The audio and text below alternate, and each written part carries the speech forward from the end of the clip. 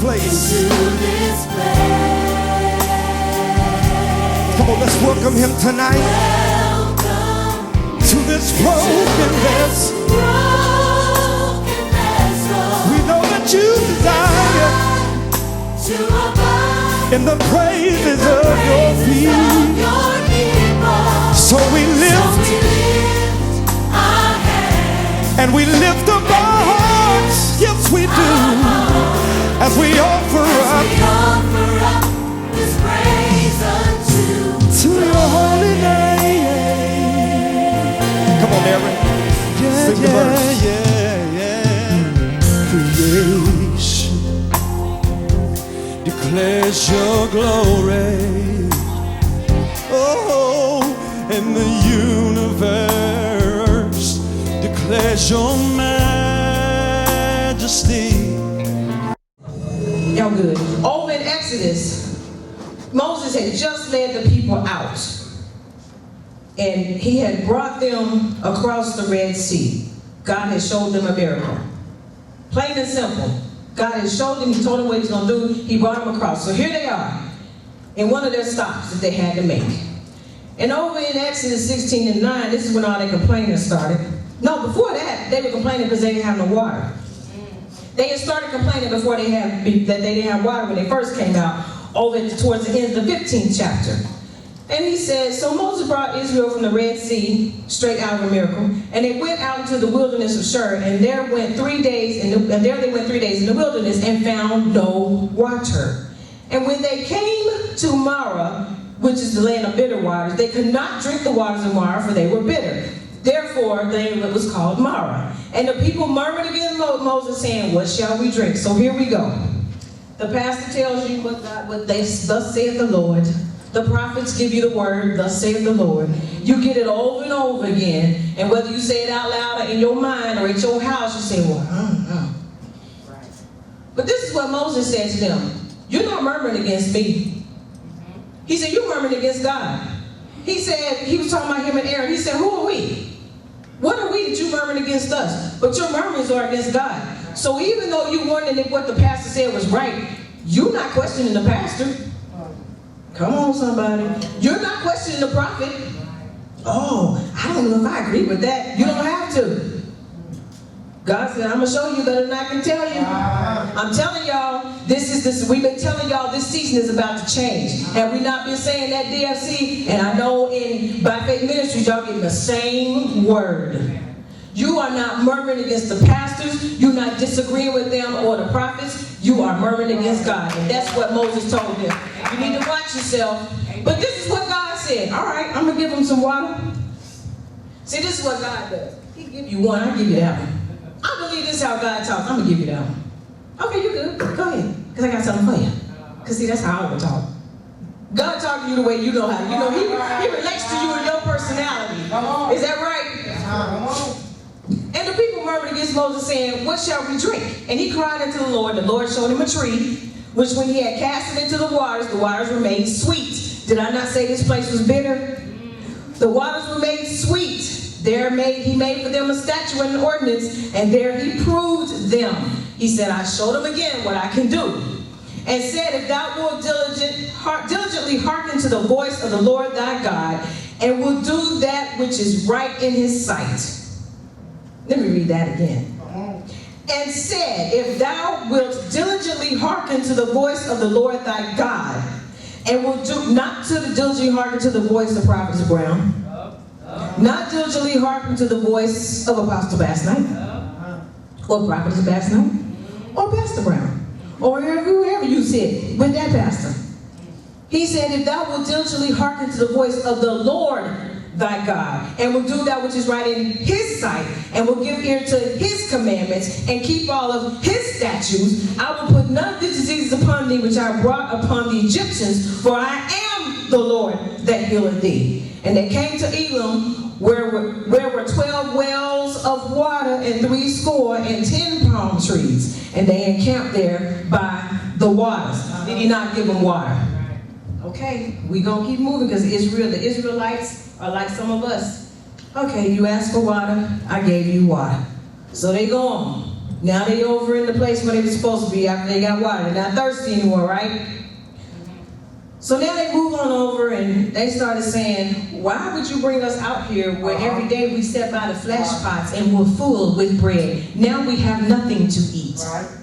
Why is this taking so long? Because I don't understand. It's been 2 months. If it's you, check yourself. I don't understand because God said, but I don't see it. Why did we have to, well, where is it? When is it going to happen? I know God, but when? Did you just say that?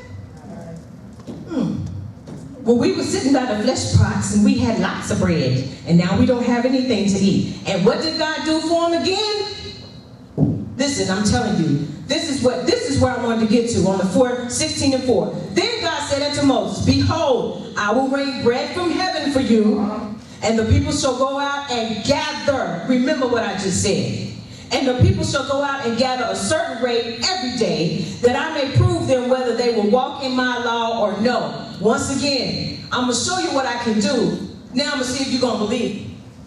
I'm going to show you what I'm going to do. Now I'll see if you're going to trust me. I done showed you once, you got happy for 2 weeks, and now you don't know. I showed you a little something. I brought you through that one time. You were all right for 3 weeks, and now we can't get you to get up and clap your hands.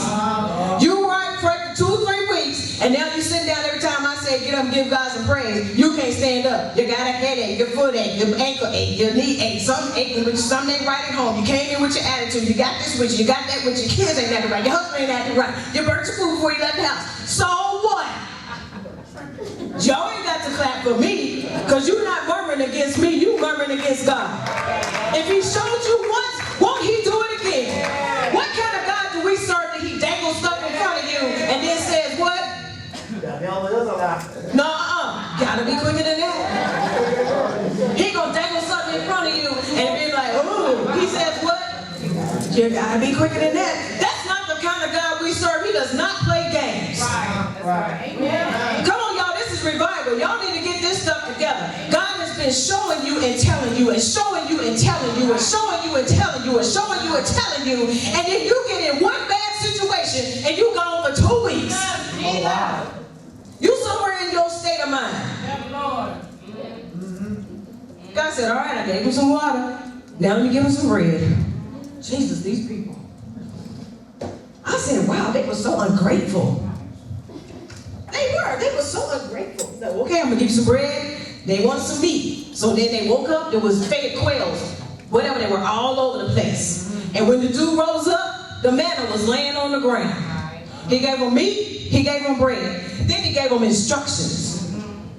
This is what he said to them in the 4th verse. Then said the Lord unto Moses, behold, I will rain bread from heaven for you, and the people shall go out and gather a certain rate, every day, that I may prove them whether they will walk in my law or no. And it shall come to pass that on the 6th day they shall prepare that which they bring in. It shall be twice as much as they gather daily. Because the 6th day is a preparation for the Sabbath.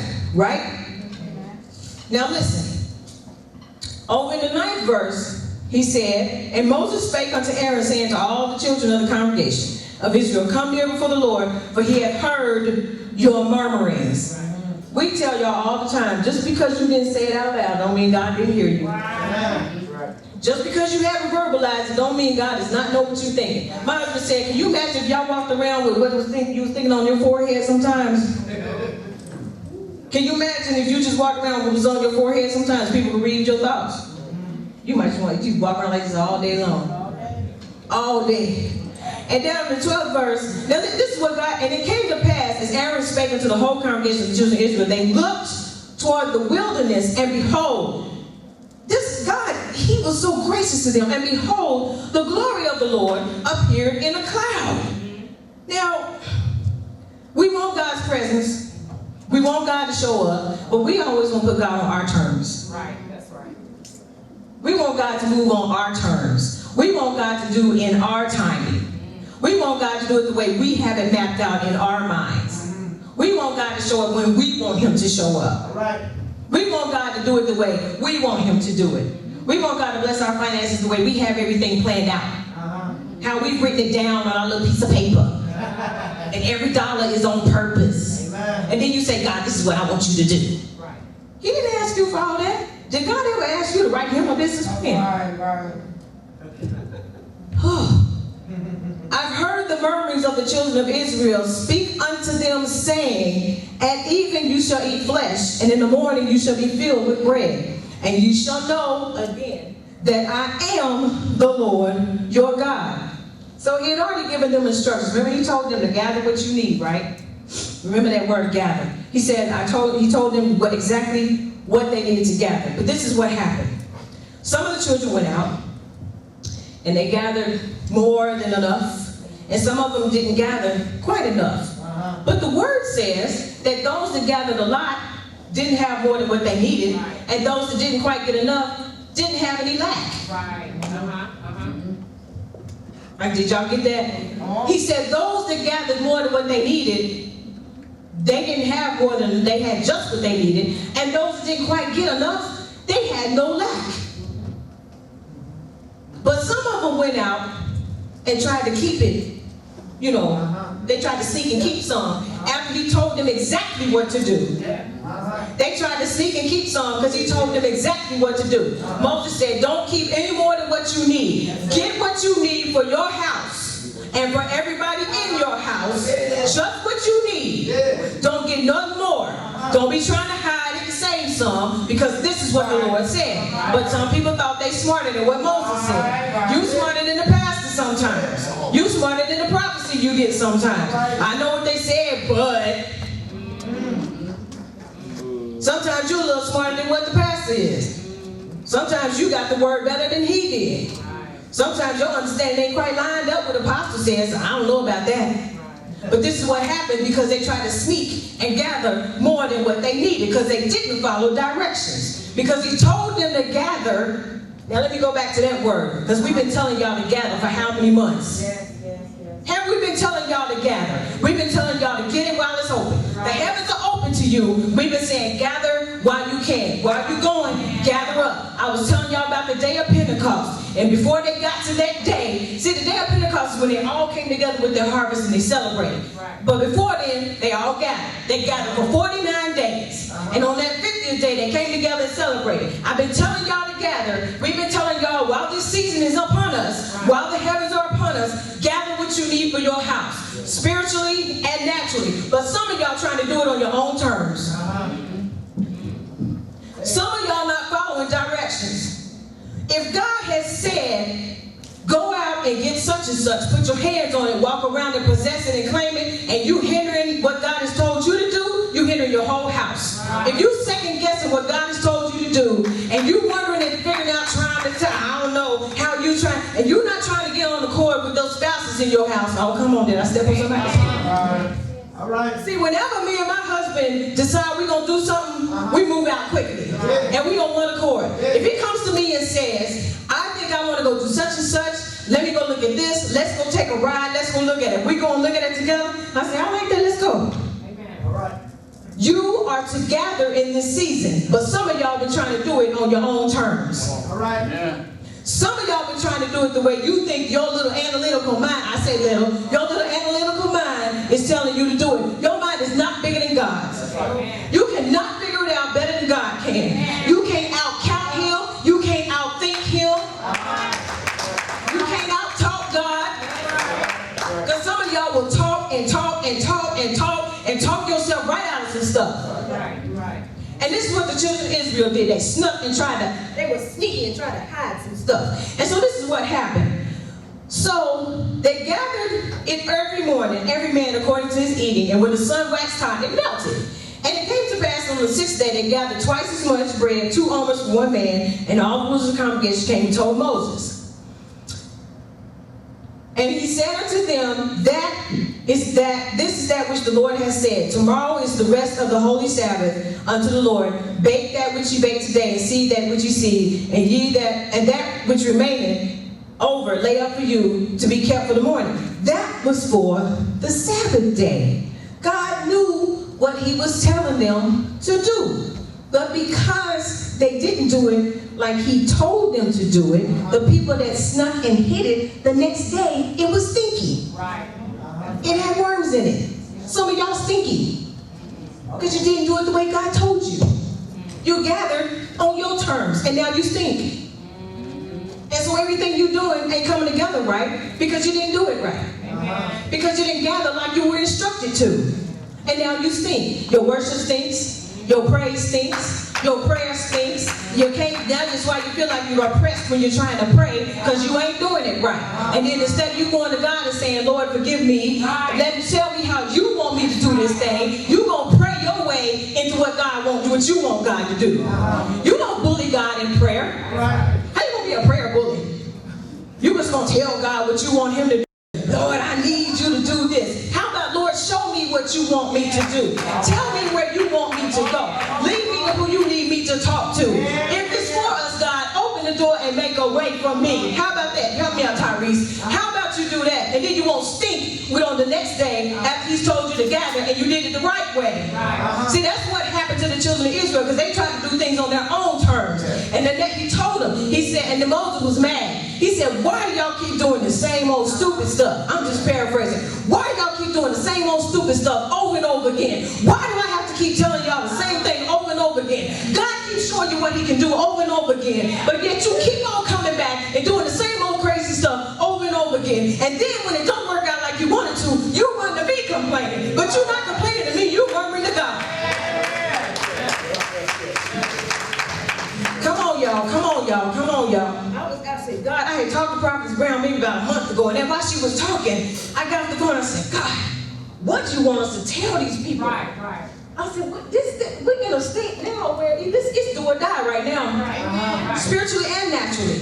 You're in a state where you do or die. We told you we don't know how long these seasons are going to last. We don't know that. We don't know how long these seasons are going to last. And once it's gone, you don't know when it's coming back around. Where's your faith? When God tells you to do something, He's not telling you because He's just playing with you. He ain't joking around to see if you're going, let me see if I can mess with her today. No. He needs to understand, you need to understand that God needs to see where your faith is and can He trust you to do what He told you to do. All right. We tell God, Lord, I trust you. Sometimes you do. But can He trust you to do what He told you to do? Think about that. Can God trust you? Don't be quick to nod your head. Please don't be quick to nod your head up and down. Right. Can God trust you? That is a serious question. Can He trust you in the midst of whatever He tells you to do? He knows you're going to move out immediately. He knows you're not going to question what He said. He knows you're not going to doubt what He said. He knows you're not going to try to work it around you where you want Him and then have His plan fit in with yours. Can He trust you? I'm going to leave you right there for a moment of silence. You need to think about that. You need to think about that. Can God trust me to do what He told me to do? Will I move when He tells me to move? God has been telling this to these people of God in this ministry and in my faith ministry to move. Right. I know He has. I know He's been telling, because the message might not, the words aren't exactly the same, but the message is the same. I know He's been telling y'all to move. It doesn't make sense year after year. We see y'all month after month. Some people are still in the same spot.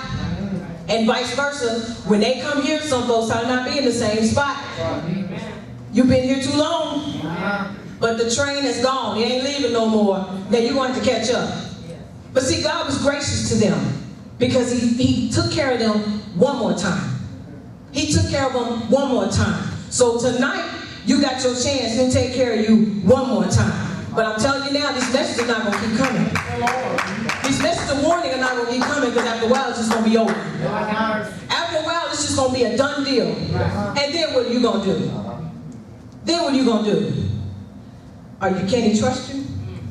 Can He trust you?